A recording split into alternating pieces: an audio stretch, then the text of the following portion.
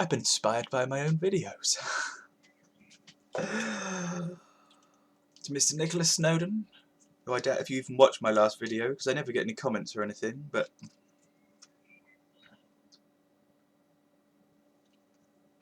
bots I've never transformed.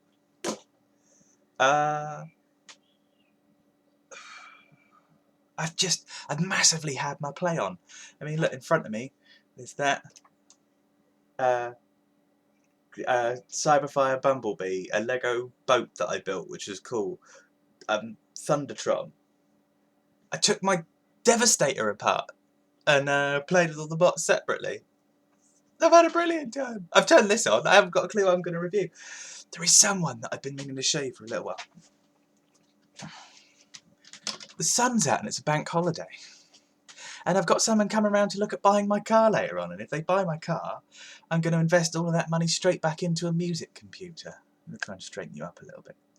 Not that you can see the difference. You know how there's a big major difference between awesome bots that cost a lot of money and you really ought to have, and stupid shit bots that for some reason you just can't put down because they're just so much fun to play with.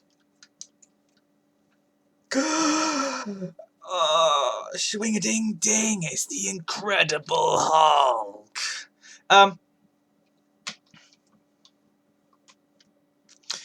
The Marvel crossovers line is difficult. The Iron Man is awful. I quite like the Wolverine one, if I'm honest. But lots of them are just shit. I really like the... what's the other one?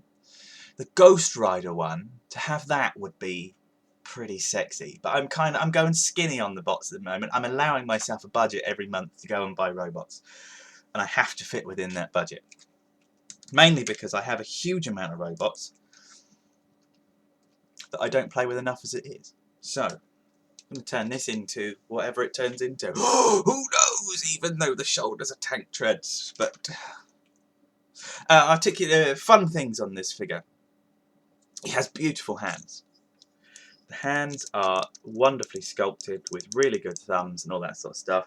Partially transformation, predominantly beautiful. He has a very nice head sculpt, which I won't be able to show you.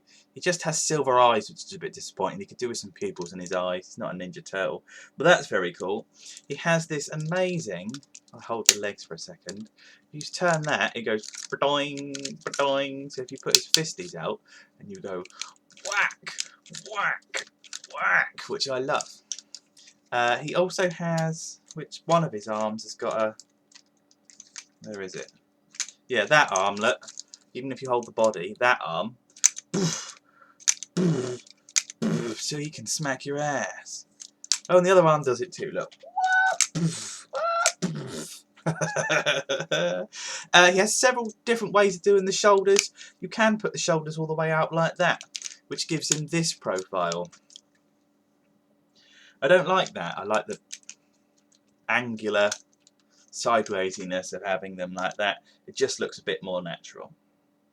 Aside from that, it's just great. The legs go up and down. Look, it's only a little bit, but that's just enough to give him that touch of not what he used to be, if that makes sense. He's just good. He's got lovely big heel spurs at the back, which you can press in when you turn it into cannon mode. But if you're finding that you want to do a pose that's a bit difficult, he doesn't pose very well. He's a bit static. His arms go up and down. Let's do the normal.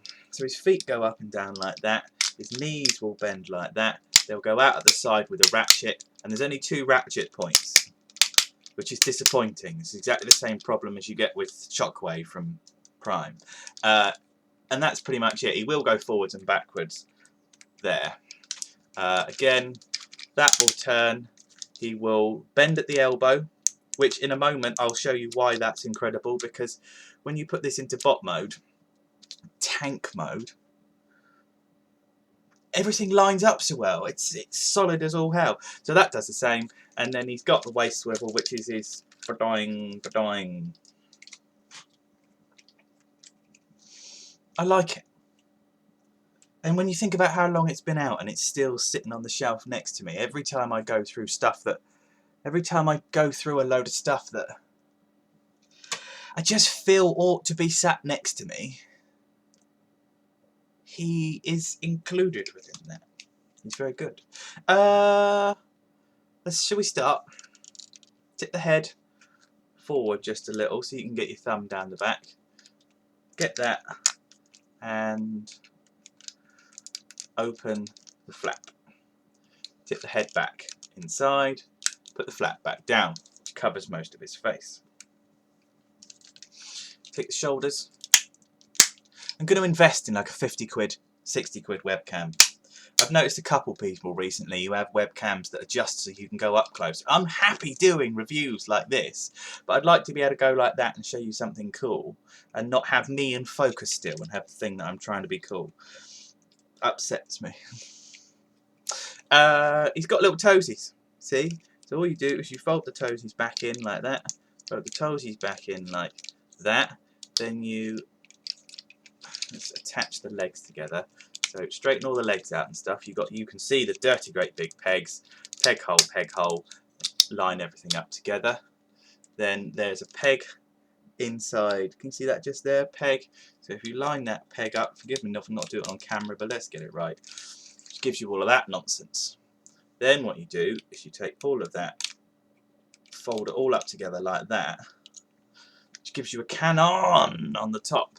It used to peg together a little better. I think it did.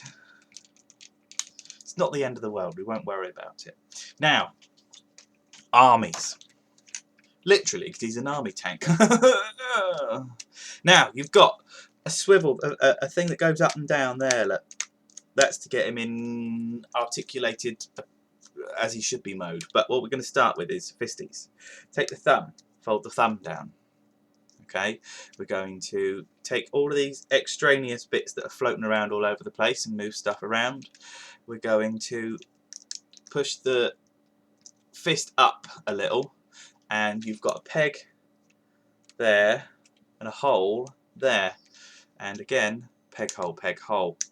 And once you've pegged one into the other, you get that, which really makes it look all one piece. And then on the back of here you've got this bit which isn't really attached down very tight, so you pop that off and you lift it up like that and you turn it all the way around on this funky hinge here, press that down into place like that, flip that down, and again you've got a peg there and a hole there. So you put the peg in the hole and it's just so gloriously sturdy. And again, there's a little peg on the end of this, which you probably can't see there, but trust me. And then there's a little divot in all the artwork. So those two slot together so well. Then all you do is you take the other extraneous bit of junk on the bottom of his hand and straighten that up. And again, you've got a peg and you've got a hole, and the peg and the hole line up. And that is some seriously badass engineering, because that's it. That is together. That is clunked. So let's just get this going a little bit quicker than the last one.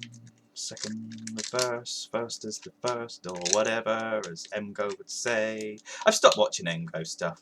He's quite good, but again, he's a bit. All of his jokes the same every week.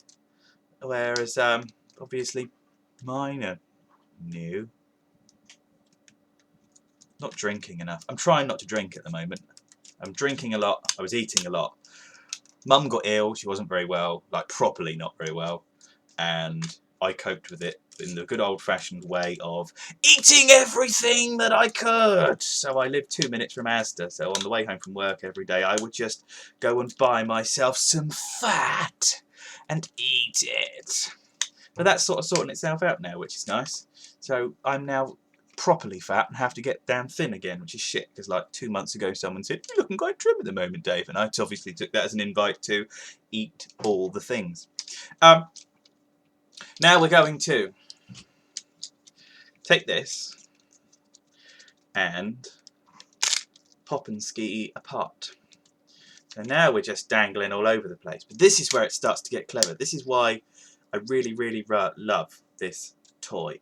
Now we're going to start by just working out, and this is probably the most difficult bit, is you've got to work out where everything ought to be and get the arms right. So I think that's pretty much it. And then that's going to come round like that. No, I've got it all upside down. So we're going to turn the tank treads round like that, which is going to give us a base for some shooty bang bangs. And what we're going to do is we're going to take the hips and fold the hips all the way forward, and then rotate the top of the knees, which means you can take these knee pads here and flip them down towards, you can flip them down towards the back, you can flip them down on top, whichever. I think I prefer, because you can push them up like that, which is part of the robot mode thing, but I think that just finishes off. It leaves a gap at the back, but it makes the top look a bit more fluid, given that you're going to look at this from the top all the time. Now, you've got this flappy mechanism, which is quite difficult to deal with, but you've got, can you see you've got two little pegs there, and you've got two little pegs there, and in the side of the tank mode, you've got holes there, and all you do is literally stretch it all out, and then plug.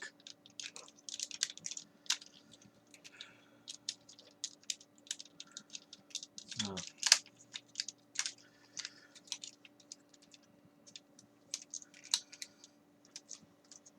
Yeah, that's why.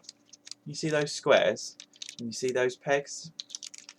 That's what I was looking for. Once those squares go into those pegs, you're all sorted. And now you've got no twist at all. And then you take those little pegs that I was talking about a moment ago and peg the back of the gun turret into where, can you see where those little pegs were? So there's your hole, and there's your peg, and you just peg her in, which I can't see because I'm looking the wrong way now.